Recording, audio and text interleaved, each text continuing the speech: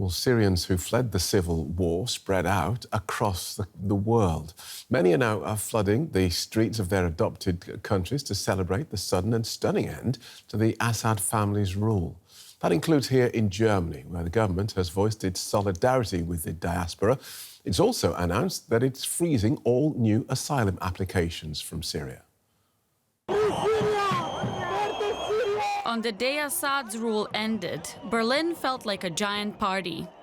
Syrians in the city celebrated the ouster of their long-term ruler from dawn till dusk.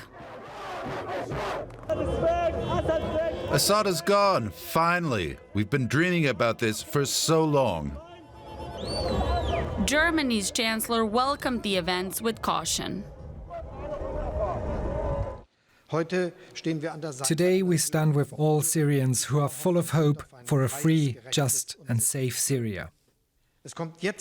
What matters now is that Syria can quickly live in law and order, and that law and order are established there. All religious communities, all ethnic groups and minorities must enjoy protection. All Syrians must be given the opportunity to live life in dignity and self-determination. We will judge the next Syrian government by this. At the Syrian embassy, a woman offers prayers, overcome with emotion. Like many of her compatriots, she now wants to go home. Now there is freedom in my country, Syria. No, Bashar, thank you, God. Thank you, Germany. Thank you, Berlin. Thank you to all the people here in Germany for helping Syria. Thank you, Germany, a sentiment voiced by many refugees when they first arrived at the height of the European migrant crisis. Under Angela Merkel, Berlin offered protection to women, men and children who were fleeing Syria's brutal civil war. And citizens welcomed them at bus and train stations with signs and gifts. Thank you very much, Germany. Thank you.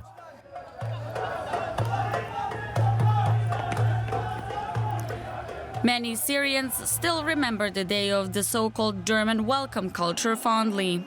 But times have changed since 2015. Germany's large Syrian community has become a key political issue. And despite the uncertainty over who will fill Syria's new power vacuum, Berlin announced it would halt decisions on asylum applications for Syrian citizens just over 24 hours after they were given reason to celebrate. Well, let's pick up that point with our political correspondent, Thomas Sparrow. Welcome, Thomas. That decision by the German government seems premature while the situation in Syria is still unclear.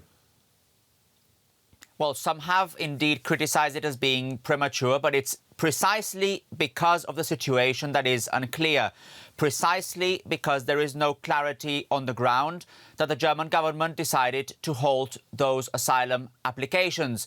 When the German government and other governments decide on asylum applications, they not only decide those applications based on the individual case, they also look at the general situation in the country of origin. For example, by looking at reports that are published by the German Foreign Ministry. The German Foreign Ministry, the German Interior Ministry, other ministries simply do not have clarity as to what exactly is happening now in Syria and, more importantly, in which direction the country will go. And as such, the German government decided to act with caution by halting those asylum applications and saying that they can only essentially decide on the asylum applications when they know exactly what the situation on the ground is in Syria.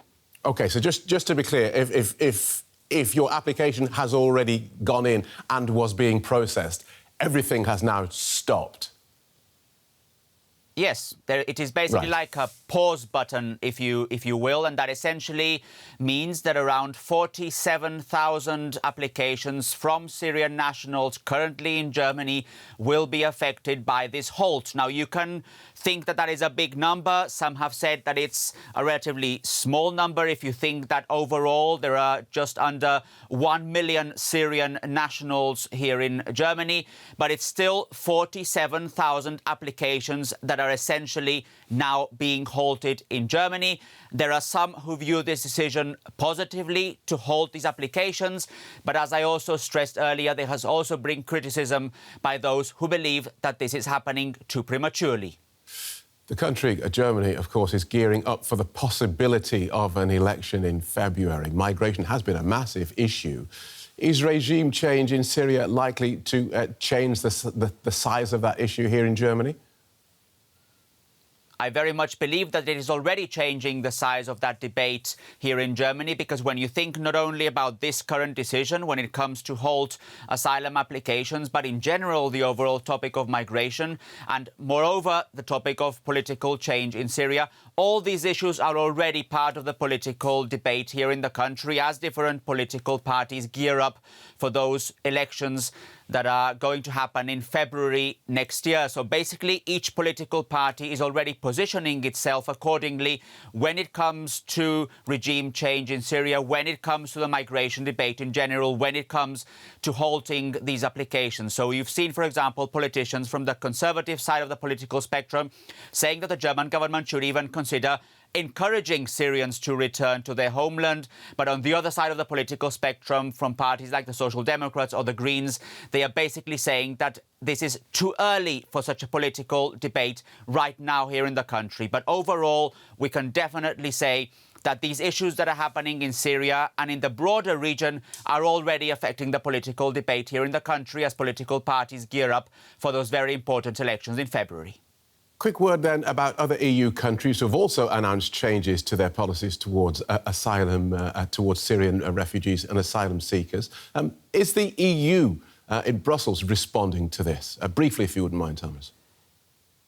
Well, it's not only Germany, and this is important, so it's also Austria, Sweden, France. They have announced similar discussions, and this has to do as well with the fact that migration is an important topic also beyond Germany. So it will be important to see exactly not only how Germany continues to follow this debate, but also how other European countries do this as well.